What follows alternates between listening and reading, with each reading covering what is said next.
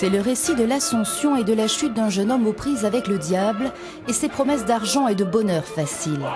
The Rake's Progress, où la carrière d'un libertin d'Igor Stravinsky a fêté son retour sur la scène du Metropolitan Opera de New York sous la direction de James Levine. D'origine russe, Stravinsky est considéré comme l'un des compositeurs les plus influents du XXe siècle. Et c'est aux États-Unis, où il vivait à l'époque, qu'il a créé ce chef-d'œuvre néoclassique.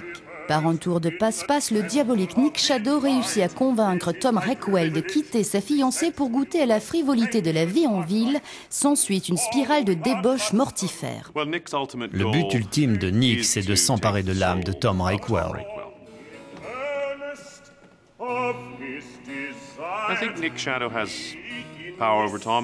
Nick Shadow exerce un pouvoir sur Tom car il appartient à ces personnages universels, capables d'ouvrir le champ des possibles,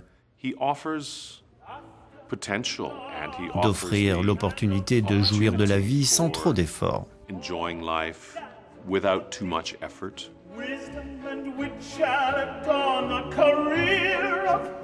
Tom n'est pas juste un bouffon qui tombe dans le piège du diable.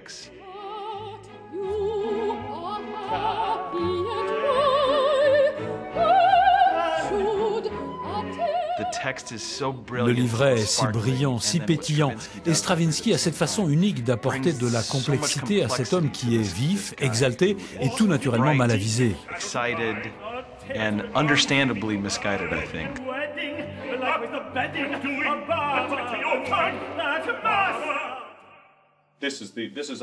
Le baryton basse canadien Gerald Finley entretient une relation privilégiée avec le Met. De même que Paul Appleby, le ténor américain connaît l'Opéra de New York de l'intérieur pour y avoir étudié pendant 3 ans dans le cadre du programme destiné aux jeunes artistes et pour avoir gravi tous les échelons jusqu'à sa scène légendaire au prix d'un travail colossal.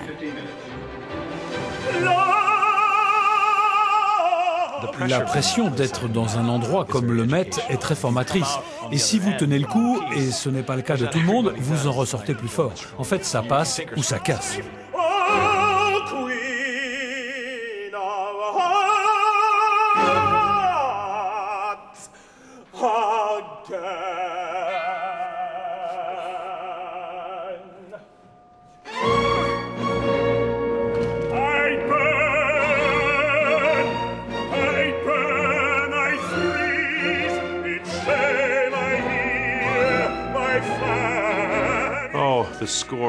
Oh, la partition est remplie de riches réminiscences.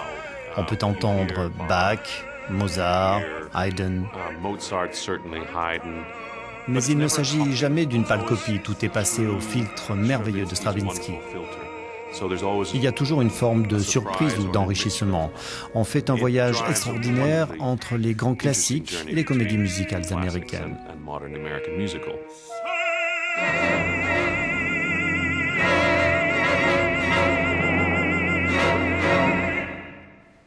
Tout le monde, je pense, peut s'identifier d'une façon ou d'une autre au genre de voyage de ce personnage qui blesse un être aimé.